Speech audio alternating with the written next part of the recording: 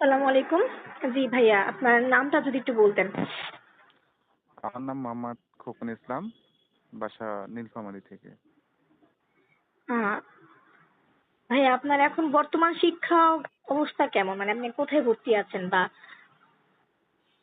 আমি বর্তমানে উন্মুক্ত বিশ্ববিদ্যালয়ের ফার্স্ট সেমিস্টারের পরীক্ষা দিয়েছিলাম 2024 সালে, কিন্তু সেকেন্ড সেমিস্টার বা তার উপরের সেমিস্টারগুলোর ফর্ম ফিল আপ না, মানে অর্থের সংকটের কারণে ফর্ম ফিল আপ করতে পারিনি, তো সেই পরীক্ষাগুলো আমার দেওয়া হয়নি। আচ্ছা। বর্তমানে এরকম অবস্থায় রয়েছে। আচ্ছা ভাইয়া, তাহলে আপনি উন্মুক্ত বিশ্ববিদ্যালয়ে প্রথম সেমিস্টার। আচ্ছা ভাইয়া, আহ, আহ, আপনি তো গবেষণার বিষয় সম্পর্কে জেনেছেন। ভাইয়া, আপনার কি গবেষণাতে সম্মতি আছে? গবেষণা অবশ্যই, কেন থাকবে না? জি যে ভাইয়া। কোনো ভাইয়া, বিষয়ে রেকর্ডিং এ কোনো সমস্যা আছে কিনা? আপনার কলটা যে রেকর্ড করা হচ্ছে, এতে কি আপনার কোনো আপত্তি আছে কিনা? না, যেহেতু আপনি আমার কাছ থেকে আমার অভিজ্ঞতা জানতে চাচ্ছেন, অবশ্যই আমার এখানে যেহেতু আমি আমার ভাব প্রকাশ করার একটা জায়গা পাচ্ছি, অবশ্যই না, আমার এরকম কোনো মানে আপত্তি নেই। আচ্ছা ভাই, আমি জানিয়ে রাখছি আপনার সম্মতি নেওয়ার জন্য। আর পাশাপাশি হচ্ছে আপনি যে কোনো মুহূর্তে চাইলে এই ইন্টারভিউ থেকে বা এই গবেষণা থেকে নিজেকে উইথড্র করতে পারেন। আপনি চাইলেই যে কোনো সময় গবেষণা থেকে নিজেকে উইথড্র করতে পারেন।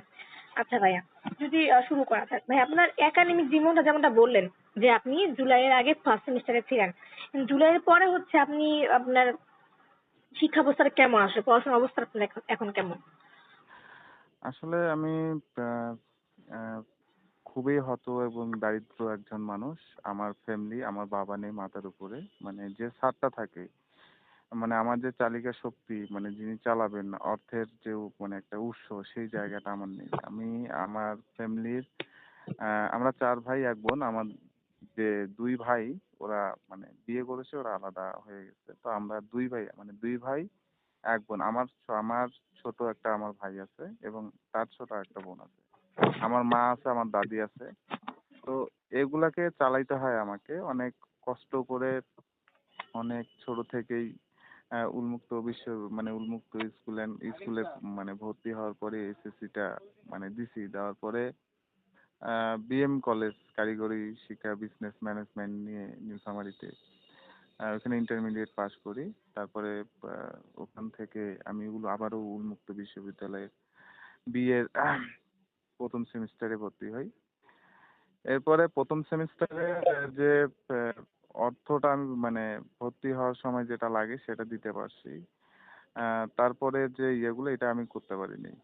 তো মানে এটা আমার শিক্ষাগত জীবন, আসলে শিক্ষার আকাঙ্ক্ষা, মানে শিক্ষা নেওয়ার আকাঙ্ক্ষা থাকলেও মানে আমার সেই ইয়েটা হয়নি যে আমি আসলে নিজের মানে আমার মানে এমন একটা জায়গা আমাকে টান দেয় যে এই দিকে গেলে আমার এই দিকটা হয় না, মানে একটা মানে অদৃশ্য একটা শক্তির মধ্যে, মানে শক্তি আমাকে মানে প্রভাবিত করে রাখে সব সময়ের জন্য।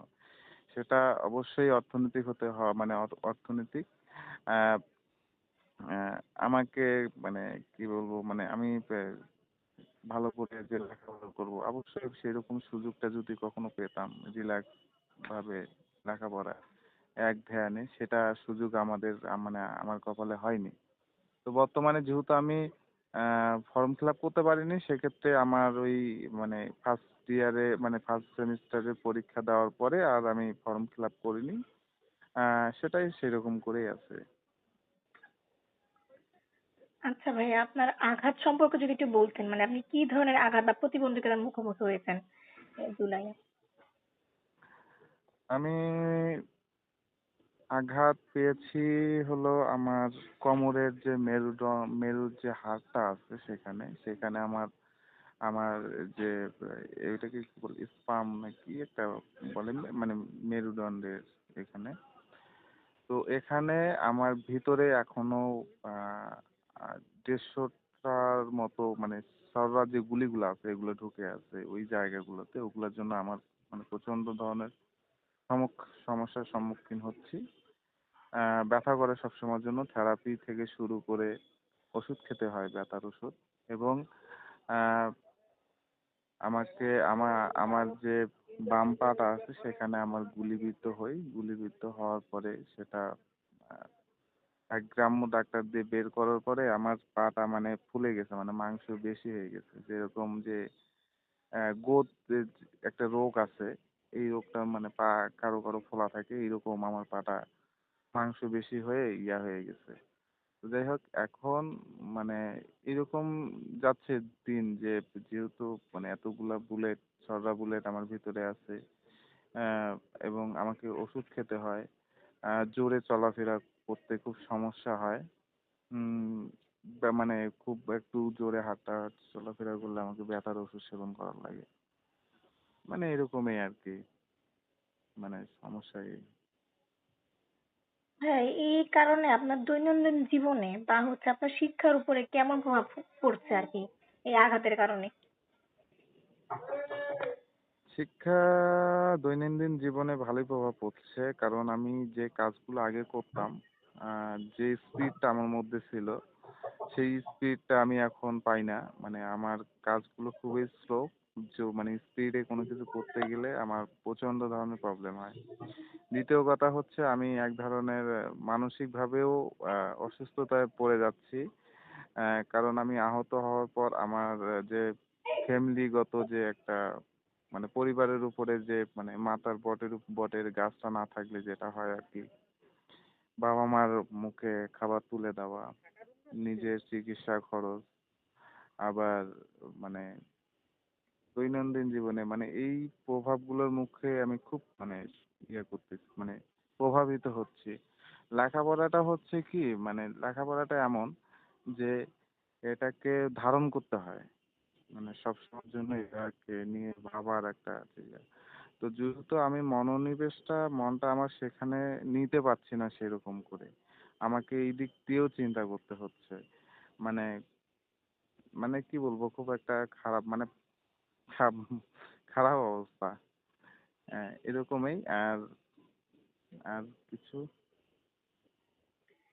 বুঝতে পেরেছি ভাইয়া। ভাই আপনি কি মানে আপনার যে ইউনিভার্সিটি ক্যাম্পাস আছে বা আপনার কলেজের যে ক্যাম্পাস আছে সেখানে কি যেতে যেতে কি পেরেছেন এরপরে আর কখনো? যেতে কি কি কি সমস্যা হচ্ছে সেই এই ক্ষেত্রে? না, আমি আহত হওয়ার পর আমি উম, দীর্ঘদিন যাবৎ রংপুর সিএমএস এ ভর্তি ছিলাম। এখনো চিকিৎসাধীন রয়েছি। মানে চিকিৎসা নিতে হয়, থেরাপির জন্য আমাকে সৈয়দপুরে যেতে হয়। আহ, ওইখানে সেনাবাহিনীর যে থেরাপি দেওয়ার যে ওগুলা দিয়ে আমাকে করার লাগে।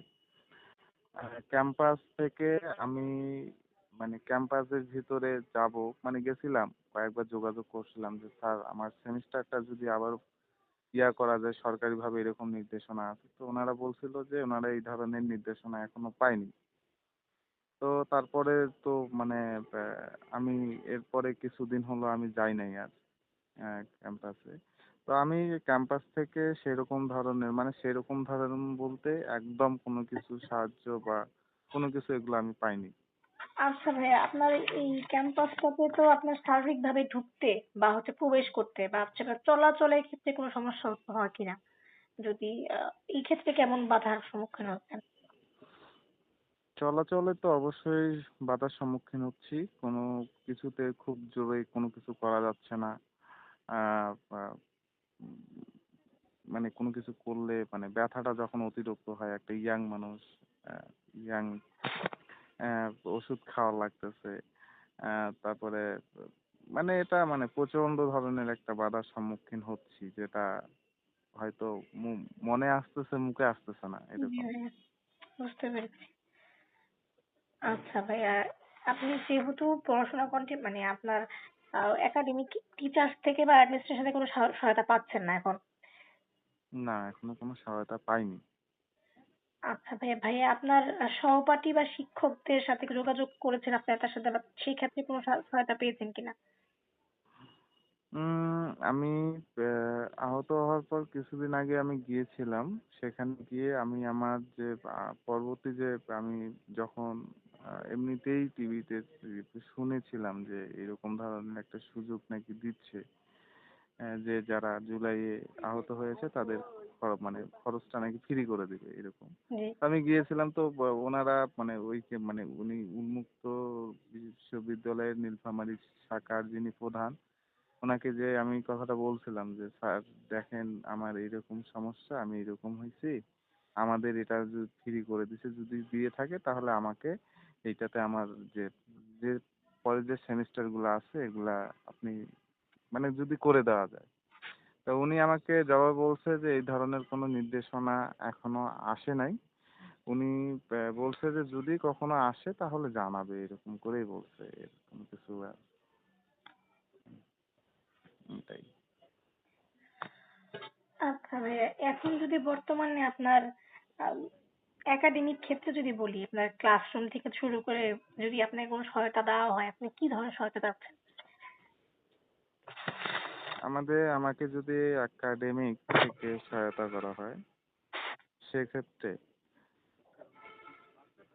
আহ, আমাকে অবশ্যই আমার আহ, একটা মানে একাডেমিকের যে বর্তমান যেটা আছে এটার পাশাপাশি যদি আমাকে একটা আহ, কর্মের একটা ব্যবস্থা যেটাতে করে আমি আমার এই ছাড়টা আমি সামলাতে পারবো, আবার নিজের যে কোয়ালিফিকেশনটা যেন একটু বাড়াইতে পারি, এই ধরনের যদি সাহায্য যদি হতো তাহলে খুব ভালো হতো।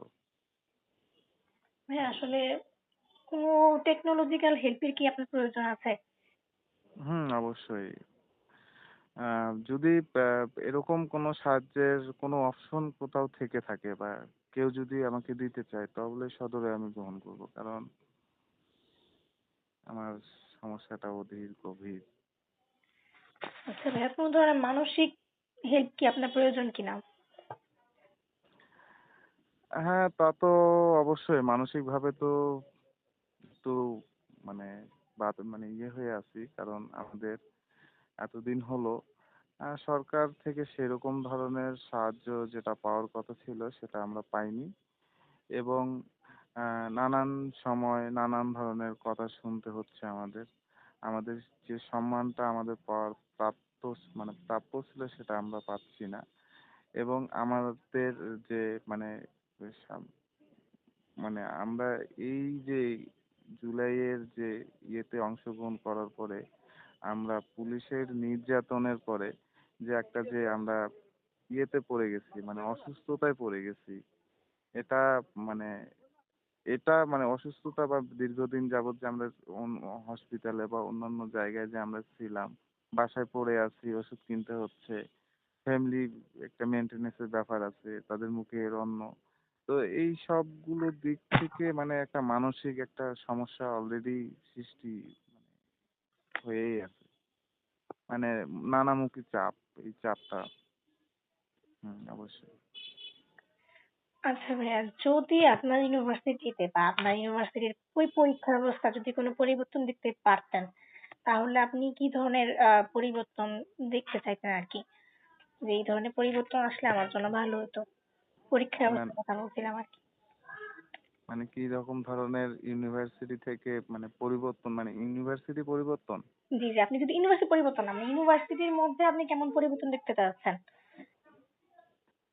ইউনিভার্সিটির মধ্যে পরিবর্তন দেখতে যাচ্ছি যে আমরা যে যারা নিম্ন আয়ের মানুষ, যারা আহ, মানে অর্থের কারণে লেখাপড়া বা রাষ্ট্রীয় সুযোগ সুবিধা থেকে বঞ্চিত, আমরা অনেক চেষ্টা বা মনের জোরে নিজের চেষ্টায় আমরা এই উন্মুক্তের মতো যে জায়গাগুলো যে আমরা ভর্তি হয়ে যে নিজের যে আহ, মানে যে শিক্ষাটা আমরা গ্রহণ করতেছি এটার মানটা আরো সুন্দর এবং ইয়া করা, এবং যে উন্মুক্ত এবং যে জেনারেলের যে সার্টিফিকেটের যে মানটা বা এই সম্মানটা, মানে এটাকে সমান করে দেওয়া, এটা এটা করতেছি, এবং আহ, উন্মুক্ত যেহেতু একটা বিশ্ববিদ্যালয়, সেখানেও আমরা একটা বিশ্ববিদ্যালয়ের মতো পরিবেশেই আশা করি। আর জি। হুম, আচ্ছা, এটাই। আপনার আপনার মতে একটা ইনক্লুসিভ ইউনিভার্সিটি কেমন? মানে আপনার মতে একটা পারফেক্ট, মানে একটা আদর্শ বিশ্ববিদ্যালয় কেমন হওয়া উচিত আর কি? আদর্শ বিশ্ববিদ্যালয়। আদর্শ বলতে একটা ইনক্লুসিভ মানে অন্তর্ভুক্তিমূলক, যেখানে হচ্ছে সবাই অ্যাক্সেস পাচ্ছে, সবাই পড়াশোনা করতে পারছে, এমন বিশ্ববিদ্যালয় আসলে কেমন আপনার মতে আসলে এমন এই বিশ্ববিদ্যালয়টা কেমন হতে পারে? কি হলে একটা বিশ্ববিদ্যালয় আসলে এরকম হতে পারে যেখানে হচ্ছে সবাই সুযোগ পাচ্ছে? এরকম বিশ্ববিদ্যালয়ে আসলে আমার মনে হয় আমি যেহেতু আহ, আমি বিদেশি কিন্তু পাশাপাশি কিন্তু যে কোরিয়ান ল্যাঙ্গুয়েজে যে লেখাপড়াটা সেটাও করেছি। আমি দেখেছি আমি যেহেতু কাজের পাশাপাশি থেকেও লেখাপড়া করছি, মানে আমি জীবনের যে বাস্তবতা গুলোর মধ্যে দিয়ে গেছি সেগুলা থেকে আমি বুঝতে পারছি যে যারা নিম্ন মধ্য আয়ের মানুষ, মানে নিম্ন আয়ের মানুষ, এদেরকে যেন যে ভার্সিটি গুলোতে আছে এগুলাতে যেন স্কলারশিপ যদি একটা দিত, বা এদের জন্য যদি একটা সিট, মানে যেন ওই জায়গার মধ্যে যেন সকল মানুষ মানে যেন অংশগ্রহণ করতে পারে এরকম ধরনের। অনেক জায়গায় দেখি মানে হয় না যে সিট বাণিজ্য করে এরকম, এটা যেন না থাকে। বা আমি হয়তো বুঝতে পারছি না, বা আপনার প্রশ্নটা আমি বুঝতে হয়তো পারিনি। না, না, আপনি আহ, বুঝতে পেরেছেন। যাতে সকল ধরনের মানুষ অংশগ্রহণ করতে পারে। আপনি যেই বলতে পারছেন আপনি বুঝতে পেরেছেন। মানে হুম, আপনি বলেন, সমস্যা নেই। হুম। তো হুম জি ভাইয়া বলেন। যা মানে ইউনিভার্সিটি হওয়াটা এমনই হওয়া উচিত যে যারা ভালো স্টুডেন্ট তাদের জন্য একটা আলাদা সেক্টর, এবং যারা একটু মানে মানে ইউনিভার্সিটি মানে ওই লাইফটা যেন কেউ মিস না করতে, মানে মিস যেন না যায়। সকলকে যেন ওই ইউনিভার্সিটির মধ্যে, মানে একটা ইউনিভার্সিটি ধরেন একটা জেলার মধ্যে একটা ইউনিভার্সিটি আছে, বা আমাদের একটা ভার্সিটি আছে। তো ওই জায়গায় সিট আছে হলো 900, 900-র মধ্যে মেধায় থাকবে হলো 800, আর 100 যদি গরিব দুঃখীদের জন্য দিত পুর এরকম ফান্ডের একটা। কথা বা পুর সিটের ফান্ডের কথা বলছেন। আহ দরিদ্র কোঠার কথা বলছেন বা এরকম কিছু বলছেন। হ্যাঁ এরকমই, মানে আমি ভার্সিটি সম্পর্কে হয়তো সেরকম মানে জ্ঞান একটু না, না কম। ভাইয়া, আপনার যেটা মনে হচ্ছে আপনি সেটাই বলবেন। আপনার যেটা ফিল করছেন আপনি সেটাই বলবেন। ভার্সিটিদের সম্পর্কে আপনার জ্ঞান থাকতে হবে ব্যাপারটা এরকম না। আপনার যেটা হুম। মনে হচ্ছে যে এরকম হলে আমার জন্য মনে হচ্ছে ভালো হতো। আপনি সেটাই বলবেন। আচ্ছা ভাইয়া, যদি আপনার পক্ষ থেকে নীতি নির্ধারকদের কাছে কোনো মেসেজ দেওয়ার থাকতো, ধরেন আপনাকে কোনো নীতি নির্ধারকের কাছে বলার জন্য কিছু থাকতো, তাহলে আপনি কি বলতেন বিশ্ববিদ্যালয় সম্পর্কে? বা আপনার ইউনিভার্সিটি আবার বিশ্ববিদ্যালয়ের নীতি নির্ধারক হতে পারে, বা আপনার রাষ্ট্রীয় নীতি নির্ধারক পর্যায়ে হতে পারে। তাদের জন্য যদি কিছু বলার থাকে সেক্ষেত্রে কি বলবেন? আমি বলবো যে সকল ইউনিভার্সিটিতে উম সকল ধরনের যে রাজনীতি, অপরাজনীতি, যেটা হচ্ছে লেজুর ভিত্তিক ছাত্র রাজনীতি, এটা সম্পূর্ণরূপে নিষিদ্ধ। এবং যেন কেউ আহ অন্ততপক্ষে ক্যাম্পাস বা ওনার মানে ইউনিভার্সিটির সীমানায় যখনই ঢুকবে তখন কোনো রাজনীতি কেউ করতে পারবে না, বা ওই ধরনের কোনো কথা বা ওই ধরনের কোনো টপিক নিয়ে কেউ আরেকজনের সঙ্গে কথা বলতে পারবে না। এটা সম্পূর্ণ হবে আহ, ওরা কেউ যদি রাজনীতি করতে চায় সেটা ইউনিভার্সিটির সীমানার বাইরে গিয়ে করবে। তো আমাদের ইউনিভার্সিটির পরিবেশগুলো এরকম হয়ে গেছে যে লেজুর ভিত্তিক একটা রাজনীতি সৃষ্টি হয়ে গেছে, যেটা মানে এখানে আমরা অন্যান্য দেশ আগায় যায়, আমরা মানে অন্যান্য দেশ মিসাইল বা আকাশে আকাশযান পাঠায়, কিন্তু বাংলাদেশে শুধুমাত্র রাজনীতি বা কোথায় মানে এই ধরনের ইয়াগুলা আর কি বেশি। আহ অমুক নেতা তমুক নেতা, অমুক নেতা অমুক হল, মানে অমুক বিল্ডিংটার যতগুলো হল আছে এটা উনি নিয়ন্ত্রণ করতেছে, এই ধরনের। এই জায়গাগুলো থেকে আমাদেরকে বের হওয়ার জন্য আমি বলবো যে রাজনীতিটা অন্তত পক্ষে এটা সম্পূর্ণ সেনাবাহিনীর আন্ডারে দেওয়া উচিত প্রত্যেকটা ইউনিভার্সিটিকে। জি ভাইয়া। আচ্ছা ভাইয়া, আরেকটা জিনিস যেটা জানতে চাচ্ছিলাম, আহ আপনার কি মনে হয় যে বিশ্ববিদ্যালয়ের প্রবেশগম্যতা বাড়ানোর জন্য, মানে আরো স্টুডেন্টরা ইউনিভার্সিটিতে ভর্তি হতে পারে, সেই ক্ষেত্রে বিশ্ববিদ্যালয়ে কি কোনো বিশেষ কোনো ব্যবস্থা থাকা উচিত কিনা? বিশেষ করে যারা প্রতিবন্ধী থেকে শুরু করে যারা নিম্ন, আপনি যেটা বললেন, তো এদের সব ধরনের মানুষ প্রবেশগম্যতা বাড়ানোর জন্য কোনো বিশেষ স্কলারশিপ, কোটা বা স্পেশাল কোনো ব্যবস্থা থাকা কি উচিত কিনা? আহ আপনি আবার যদি প্রশ্নটা করতেন। প্রশ্নটা হচ্ছে যে আপনি একটু আগে বললেন যে সকল ধরনের মানুষ আসতে পারে, বিশ্ববিদ্যালয়ে পড়তে পারে। তো আমি সেই প্রশ্নটাই আবার করছি যে আপনার কি মনে হয় যে বিশ্ববিদ্যালয়ে সকল ধরনের মানুষের আসার জন্য প্রবেশগম্যতা বাড়ানোর জন্য কি বিশেষ কোনো বৃত্তি বা স্কলারশিপ বা হচ্ছে যে কোনো বিশেষ ব্যবস্থা রাখা উচিত কিনা ইউনিভার্সিটি? হ্যাঁ, অবশ্যই, অবশ্যই, অবশ্যই উচিত আমি মনে করি। সেটা অবশ্যই স্কলারশিপ এবং মেধার যে জিনিসটা, এটার জন্য যে দারিদ্র কোটা থেকে শুরু করে কয়েকটা কোঠা, মানে যেটা মানে আর কি মেধাভিত্তিক হতে হবে। জি, আহ, আমি গরিব, আমার মেধা কম, আমাকে ওই কোটায় আমি চলে গেলাম ইউনিভার্সিটি, কেমন হয়ে যায় না? জি, জি, এটা জি, অবশ্যই মেধা কেন্দ্রিক যদি হতো। আমি আমার বাবার রিক্সা চালাই, আমি লেখাপড়ার খরচ, মানে আমি ভালো রেজাল্ট করছি, এসএসসি তে করছি, ইন্টারে করছি, আমি মানে ইউনিভার্সিটিতে আমি চান্স নিতে যাচ্ছি, আমার স্বপ্ন। আমার বাবা অমুক তমুকতে কি হয়েছে, আমার চাওয়ার তো, আমার মন তো আছে, আমার মন তো অনেক কিছু চায়। তো সেই ইয়াটার জন্য আমার মনে হয় যে স্কলারশিপ বা দারিদ্র্যের যে কোটাটা, অবশ্যই এটা মেধাভিত্তিক, মানে মেধার ক্ষেত্রে হওয়া উচিত। আহ, যেন আহ, একজন ফার্স্ট ক্লাস নাগরিক যে সুযোগ সুবিধাটা পাবে, একজন মানে সর্বনিম্ন সিটিজেন সেই একই সেবাটা যেন তারা নিতে পারে। এই স্কলারশিপ গুলা রাখাটা মানে হয় যে ভালো হবে, মানে জরুরি এরকম। আচ্ছা ভাইয়া, আপনি কি আর কিছু বলতে চান কিনা এই সম্পর্কে, বা আপনার কোনো অপিনিয়ন বা অন্য কিছু যদি বলতে চান এই সম্পর্কে, বা আপনার নিজে থেকে যদি কিছু বলার থাকে?